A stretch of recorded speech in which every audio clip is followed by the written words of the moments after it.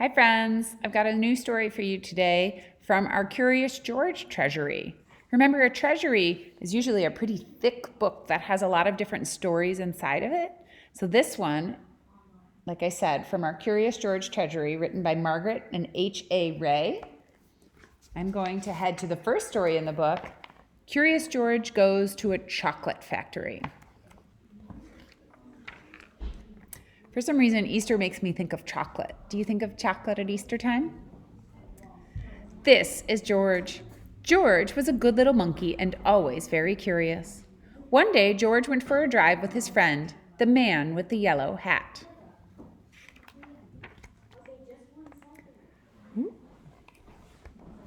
"Look, George," the man said, "there's a store in that chocolate factory up ahead. Let's stop for a treat." George loved chocolates. Inside the store, boxes of chocolates were stacked everywhere, but the man with the yellow hat found his favorites right away. "George," he said, "wait here while I buy these, and please stay out of trouble." If you've ever read a Curious George story, you know that one thing that little monkey has a hard time doing is staying out of trouble. George looked around the store.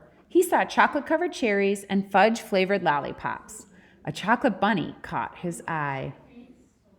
Easter bunny. Then something else caught his eye. What were all of those people looking at? George was curious. Do you see the people here? They're all looking through some sort of window.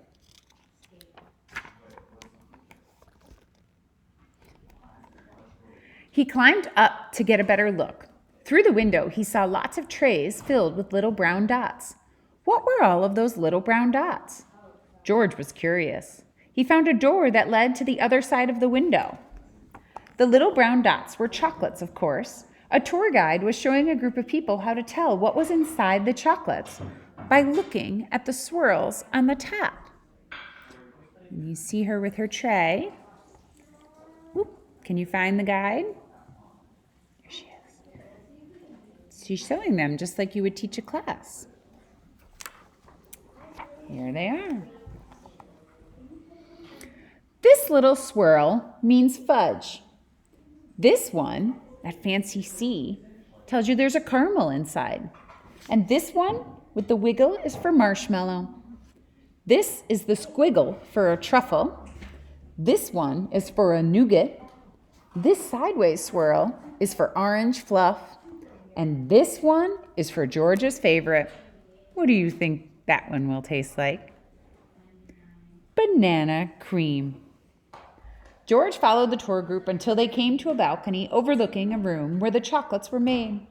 Down below, busy workers picked the candy off the machines and put them in the boxes.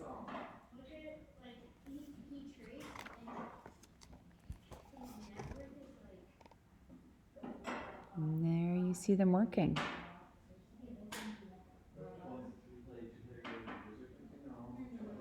These were the machines that made the chocolates with the swirls on top. The chocolates came out of the machines on long belts. But how did they get their swirls? George was curious. Uh-oh. He's way up here. Whoop. You see him watching in the window? When that monkey gets curious, trouble happens. He climbed down from the balcony and up onto a machine.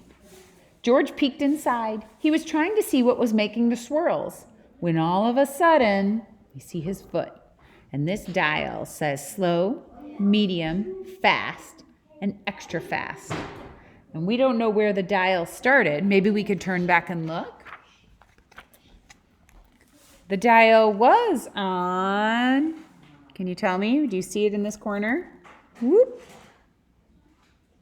That's right, the dial was on fast. Now that George's foot stepped on it, he's moved it to extra fast. Ah! The chocolates began coming out faster and faster. They sped by him so quickly they seemed to be running on legs of their own. "Quick, bring more boxes," yelled a man with a tall white hat. "What happened?" asked another man. Nobody answered. Nobody knew what had happened, and everyone was so busy that no one noticed George. And there he is. He's watching it all. He thinks it's a pretty cool sight. For those workers, it's much too fast for them to keep on top of. The workers began to fall behind, and the candy began to fall off the edge of the belt. "Save the chocolates," yelled the man with the tall white hat. It's one of the bakers. Meanwhile, George saw one of his favorites whiz by. He tried to catch the banana cream chocolate, but it was too fast. He chased it to the end of the belt. I think they're going to see him now.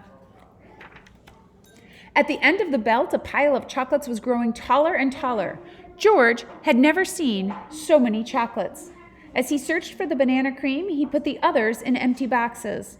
George was a fast worker. Someone noticed and yelled, "Bring that monkey more boxes! He's helping us catch up!" Not all the chocolates made it into the boxes, but no more chocolates fell on the floor. So if they didn't go into a box, where did they go? Into his mouth. Yum, yum, yum, yum, yum. Just when George and the workers were all caught up, the tour guide ran in with the man with the yellow hat. "Get that monkey out of here," she yelled. "He's ruining our chocolates." "But this little monkey saved the chocolates," explained the workers. Then the man with the tall white hat said to George, "You may have caused some trouble, but you were a speedy little monkey. You deserve a big box of candy for all of your help." George was glad to hear he was not in trouble, but he did not take the chocolates. Now we look very closely at George. Why do you think he decided not to take the chocolates?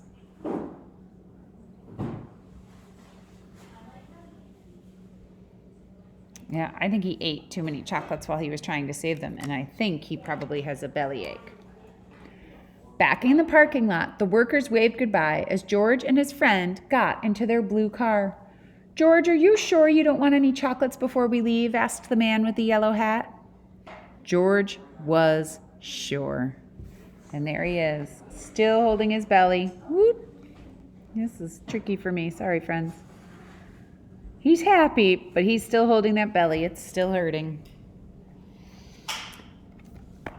That's the next story, not a new chapter, so we're going to save that for another day. All right, friends, have a great night. Happy Easter. I'll see you soon.